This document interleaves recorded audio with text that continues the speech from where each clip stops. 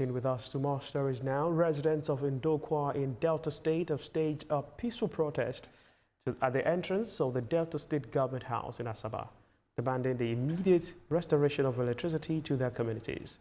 The Delta State government says plans are already underway to restore power to the area. Ikena Mechi has more details.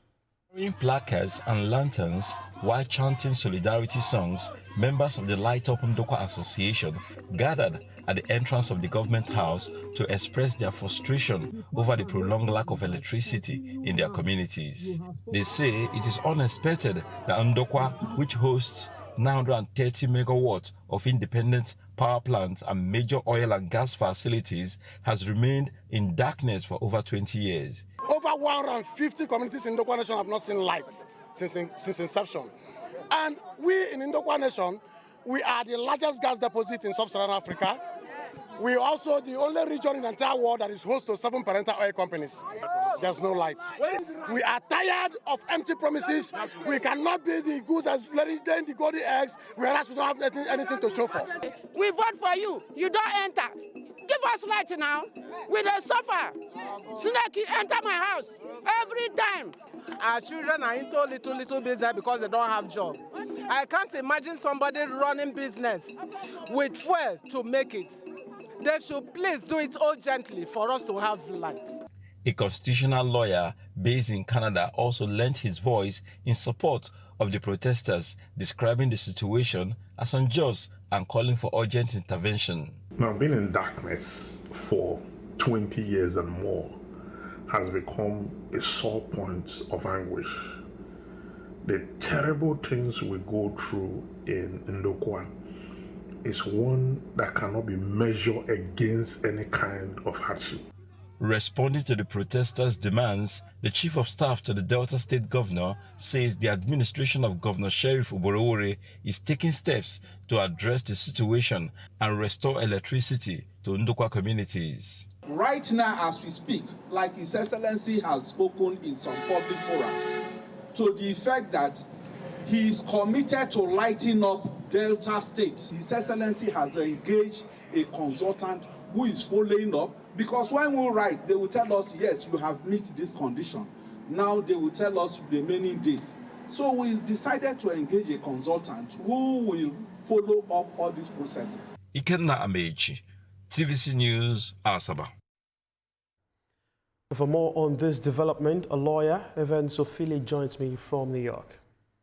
Mr. Evans, 20 years, that's such a long time. I heard what the members of the community, and I'm imagining for someone who was born 20 years ago, the probability that they've not had to see electricity from the source is quite saddening in a way. But for you, after 20 years, we are hearing this protest. Why is this coming at this time? Is it finally the community are waking up to the fact that they need to press home their demands?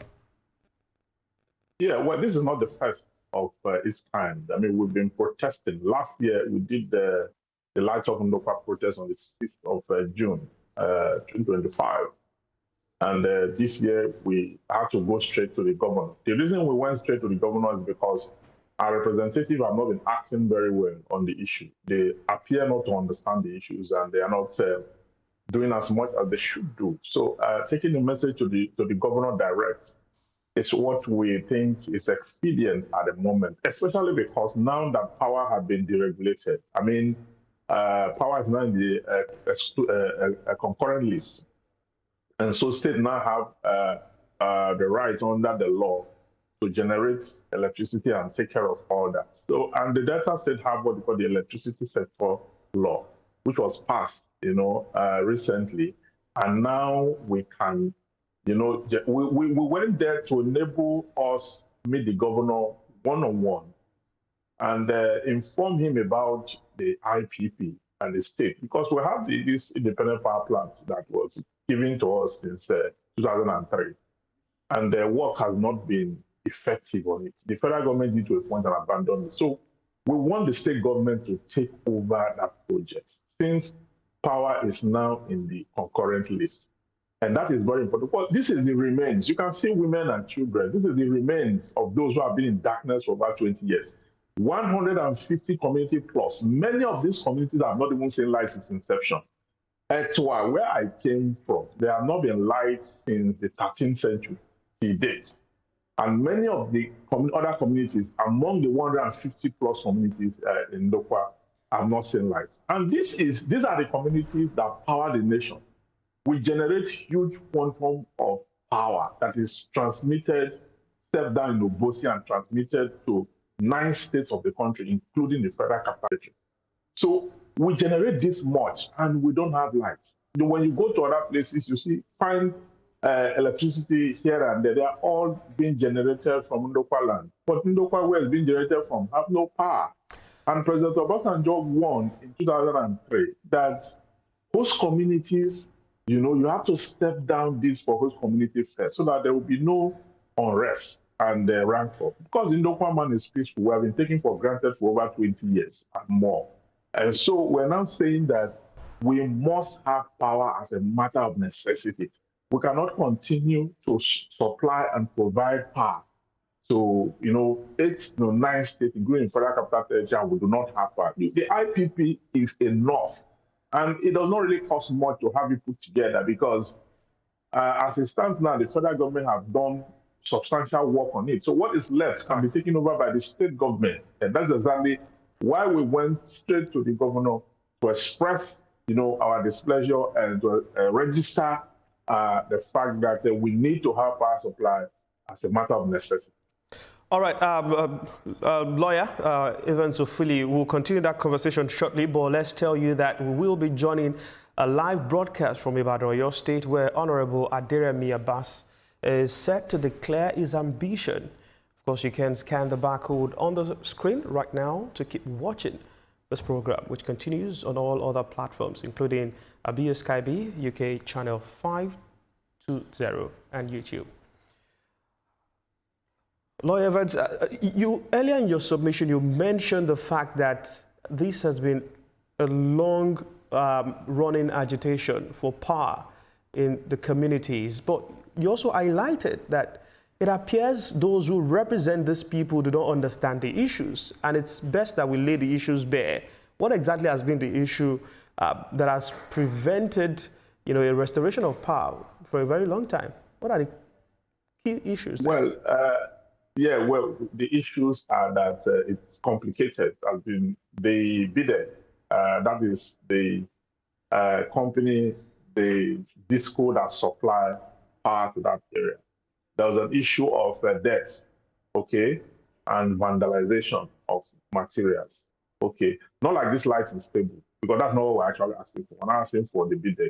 We're asking for the IPP, the one that, the independent power plant, which as a host community we're entitled to by virtue of our position, okay? Now, our leaders who represent us have been paying lip service to these issues, okay? The last time we had meetings with them, they were blaming us for calling them out. They were blaming us for protesting rather than addressing the issue under reference, okay?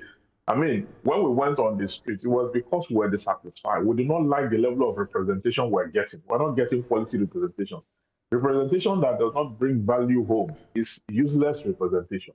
And so we confronted them on that. And then the next thing, they said that we have been paid by opposition politicians to call them out and to discredit them. That is exactly what, that's why I said they don't understand the issue. All right. So, because if they represent us effectively, we'll be able to, follow up with them and do things right. In that report, the representative of the government mentioned that work is on to ensure that power returns to these affected communities. Is there some sort of agreement between the community and the government to see these are the timeline of actions to see that if this does not happen in the next, say, 1 week, 2 weeks, or a month, we will be back on the street? Yeah, we submitted a proposal to the government on the day we went for this protest. We had the documents which we set out the timelines and what we require of them. It's just 3 days ago that this protest was done. So we're expecting a reply from the government. I mean, we have submitted the letter, the document, stating out the issues and stating out the timeline within which we need to see improvements. And we have told them that if nothing is done within the time given, we may have no other option but to take other steps, okay, to ensure that we get power supply, because it's our right under the law. We cannot be supplying power to 9 states and we do not have power ourselves. So such kind of injustice should not be allowed to fester. We've been patient for over 20 years and more. Some communities have never seen light at all. So you can see old women, they couldn't have been here if things were okay, if the light was there and all that.